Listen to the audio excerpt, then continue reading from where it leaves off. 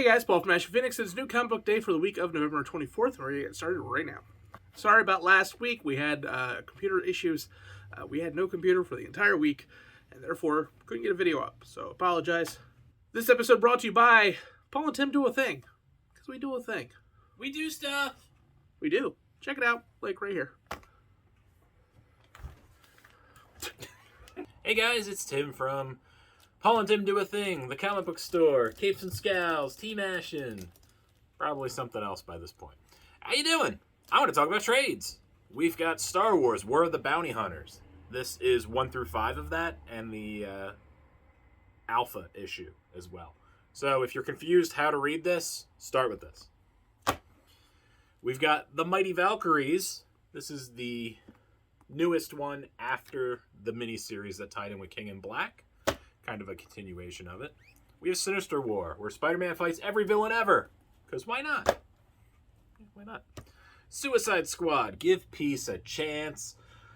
This is issues 1 through 6 and the Future State issues.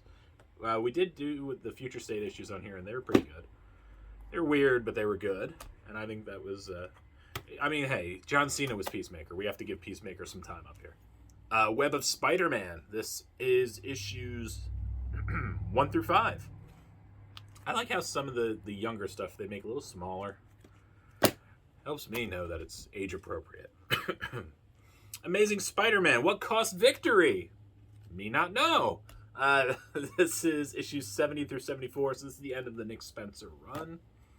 Guardians of the Galaxy, Volume 3. Continuing the Al Ewing run. That's been going on for a minute. I always do enjoy Guardians and the cosmic stuff. Reign of X, Volume 6. You know how I feel about this. I won't go into it again. We got Geiger. This is the Jeff Johns book from Image. That was pretty cool. I read issue 1 and 2 and enjoyed it. I'm sure it was amazing by the end. X-Corp, Volume 1. I'm not a big X guy, so we'll just leave that be. And then finally we got Fine Print, which is from Top Cow, and it's a sexy Steven Sajak looking book. I don't know. Yeah, not for kids. Don't let your kids see this. And then previews. Paul, I've only got the big previews. I'm sorry, people. I don't have the Marvel and DC. Paul, say when. We've got Star Runner Chronicles Origins. I don't know what any of that means. That's why you got to order it to find out. There's some star running, and they're going to chronicle the runs. I assume it's some sort of marathon. And it's beginning because it's the origin issue. That's fun. Whatever. First up, we have Black Panther issue number 1.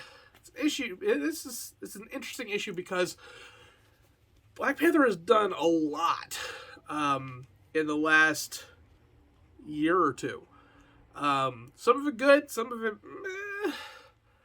And this is basically a recap and a reordering of what is going on.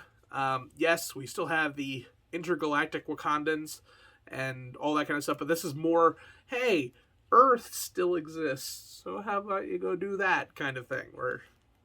Everything is going to be more based on like Earth Wakanda and not space Wakanda, and it's kind of where we want them to be. It's just it didn't work for me, but this is basically what that is. This does everything it's supposed to do. It tells you, it kind of recaps where he's been, where he wants to go, and then sets up the main plot line, which is double agents in Wakanda are being killed, and he needs to figure out who that is before he completely destroys the world. So, yeah. High stakes, craziness, good art, decent storyline. Pick it up. All right. All my books were really good this week, so I'm just going to go through them. First up, Star Wars, Life Day. If you're not familiar with what Life Day is in the Star Wars universe, it is a Wookiee holiday where we just kind of stop being assholes to everybody and we just be nice. It's kind of like the spirit of Christmas that everybody forgot about. But that's neither here nor there. And it is a story of some scum and villainy not behaving and not on it's multiple accounts from Han Solo of things going wrong on Life Day and how he wraps it up in his unique way. bunch of different stories, bunch of different writers and artists with a tie-together story happening on the current life day. Really fun story. Really cool, interesting addition to the Star Wars mythos. Just something one and done, kind of. It was fun. So I think if you just want something different to dip your toe in with Star Wars, this is a good one for you. It was nice. Next up, we have Radiant Black, issue number 10. A lot has gone on in this book. I haven't done anything with this book since like issue 6, but a lot has gone on.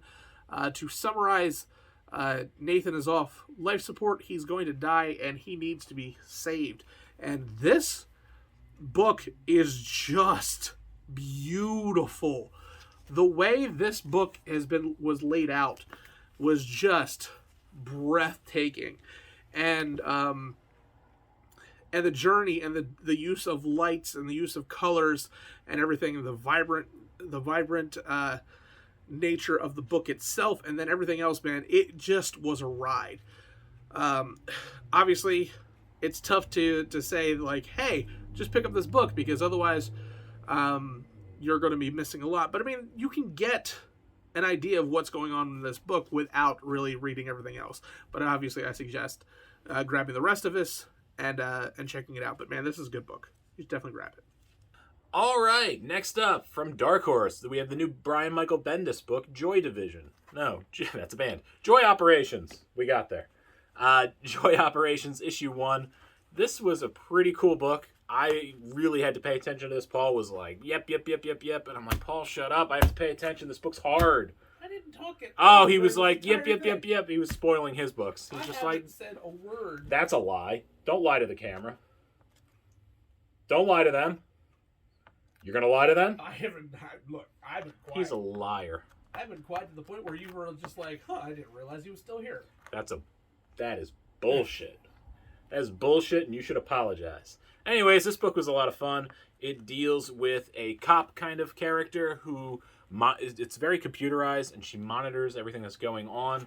She is trying to protect some sort of political figure, and she essentially is attacked by this weird blob creature thing, which is also supposed to protect people. It kind of felt very RoboCop in a way, where it's like, oh, the Ed 209 doesn't listen. This was kind of like that. And but you know, I think this is going to be a little deeper than that. I really enjoyed it. Bendis can be really, really good, and I feel like he's on in this one. So yeah, and then this character has some issues because of this fight, and she starts hearing a voice in her head, and she starts realizing she isn't just tired or going crazy. The voice is real, and the voice wants her to do some pretty terrible things, and it's trying to convince her. And it's not doing a terrible job, but she also doesn't want to do terrible things. So pretty interesting start to a series. Definitely check it out. And my pick of the week is DC vs. Vampires, issue number 2. I love this series.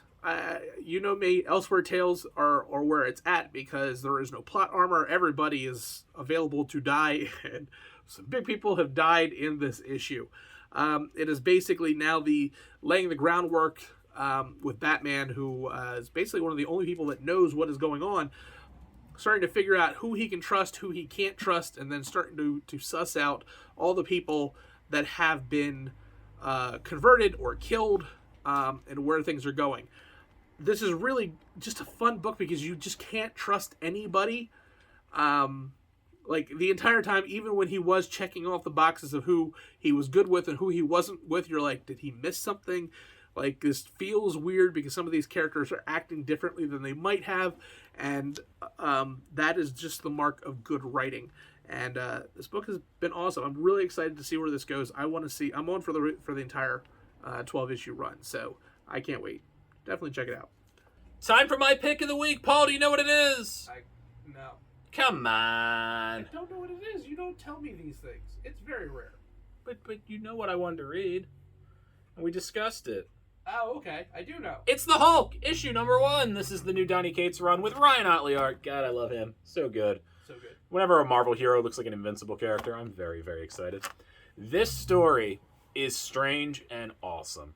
What you have going on after the events of Immortal Hulk, Banner is really upset and not happy. He is inside the Hulk's skull, and he has decided that I am going to take control of the Hulk and channel his anger and rage.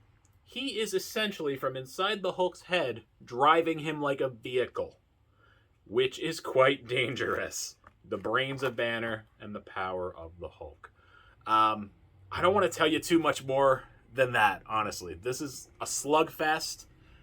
Him and Iron Man do get into it, as they always do, and you always love a good Hulkbuster-style armor fighting this souped-up version of the Hulk.